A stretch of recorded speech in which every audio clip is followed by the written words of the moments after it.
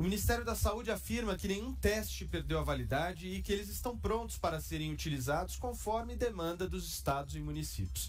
Em resposta a um seguidor, Bolsonaro isentou o governo federal da responsabilidade, afirmando que o material havia sido repassado aos estados e municípios e, por isso, são eles que devem explicação sobre a não utilização dos testes.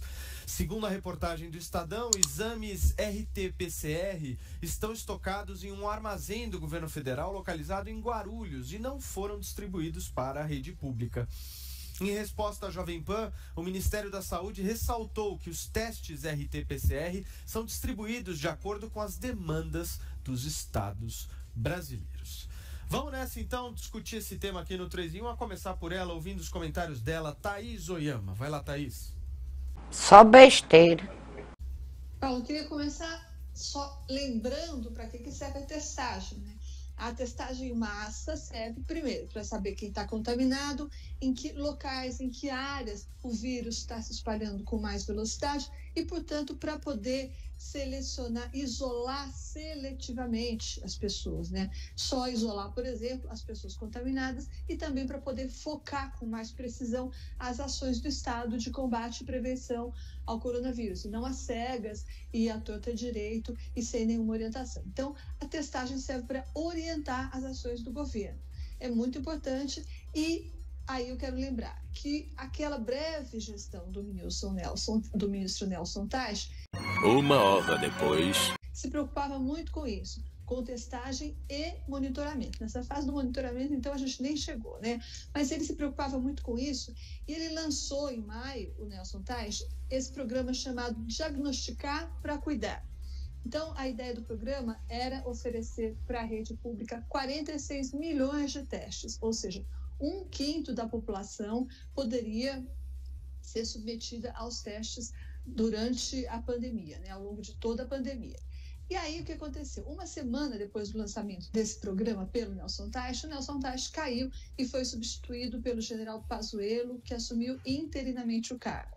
Daí, em junho, quando o ministro Pazuello já tinha sido oficializado, já era o titular da pasta e não mais o interino, o Ministério da Saúde anunciou algumas mudanças nesse programa que o Teich tinha lançado, o tal Diagnosticar para Cuidar, mas não mexeu na meta de testagem. Pelo contrário, ele ampliou as categorias que seriam submetidas a teste. Então, o Ministério Pazuello atualizou aquele programa e não mexeu na meta de testagem. Pelo contrário, incluiu outras categorias a serem testadas. Então, antes, na gestão Teich, eram só as pessoas que davam entrada nos hospitais, que passariam pelos testes. Agora, nessa atualização feita pelo general Pazuello, na gestão do Pazuello, também seriam testadas as pessoas que tivessem sintomas leves, estivessem apresentando febre, etc., ou um cansaço maior, e também os profissionais de saúde.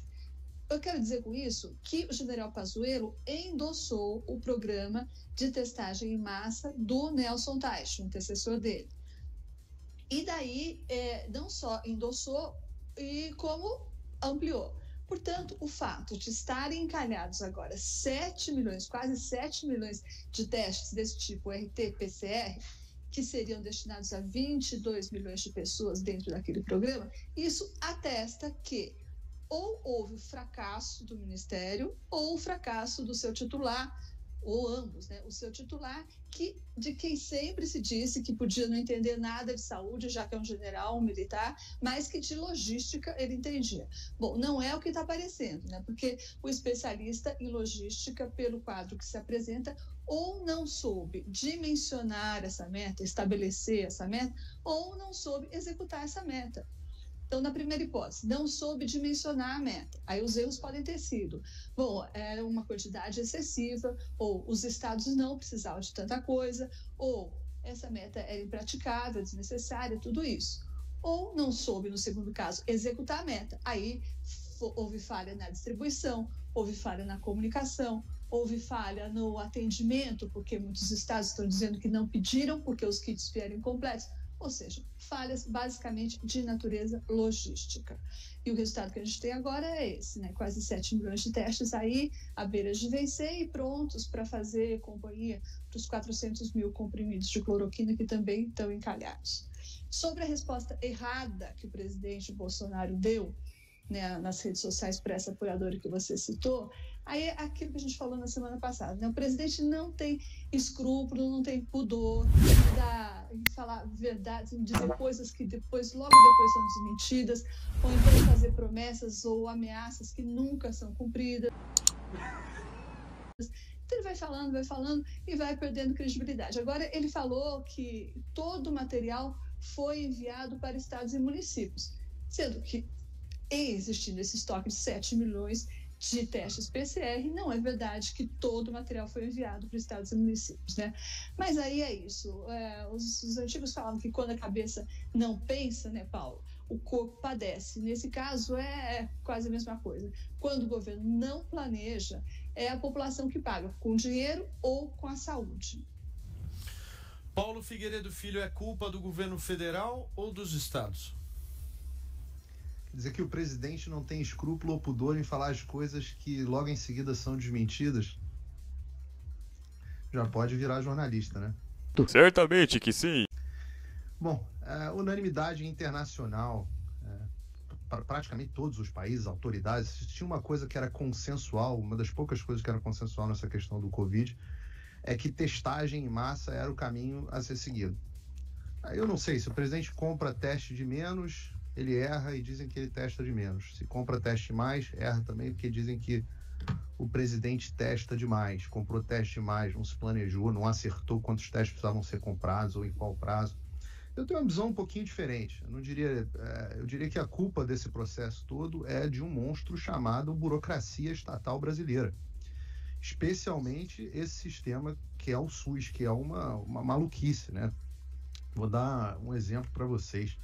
No Brasil, esses testes demais que o Brasil supostamente teriam comprado, né, a gente está falando de 10 milhões de testes. Os Estados Unidos fizeram um pouquinho mais, fizeram só 180 milhões de testes.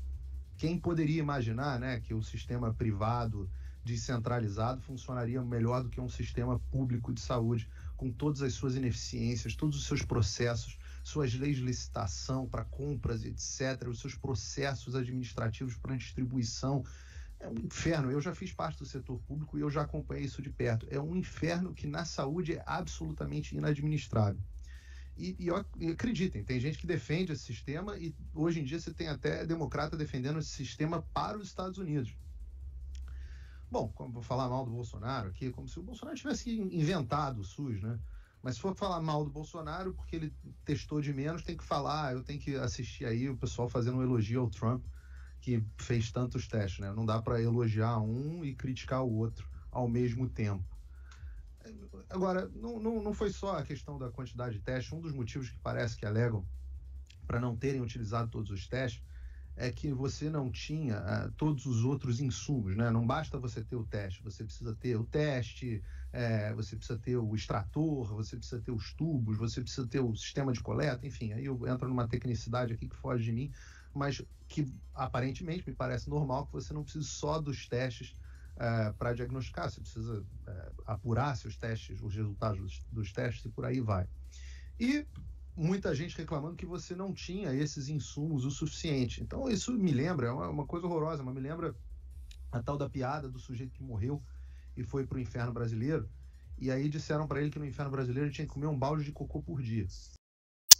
E ele chegou lá no inferno e viu todo mundo sambando, uma alegria do caramba e tal. E falou, o que vocês estão fazendo? Isso aqui, que festa é essa? Não tem um negócio de comer um balde de cocô por dia?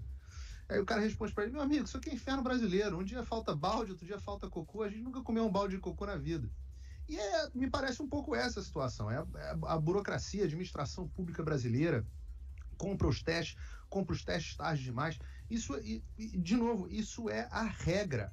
Isso é regra. Um sistema desse não tem a menor condição de funcionar. Não vai funcionar para a Covid, não vai funcionar para nada. Funciona muito mal em todas as instâncias. O brasileiro tem um sistema de saúde horroroso, péssimo, e acha que é de graça, mas ele é caríssimo, custa uma fortuna ao contribuinte brasileiro.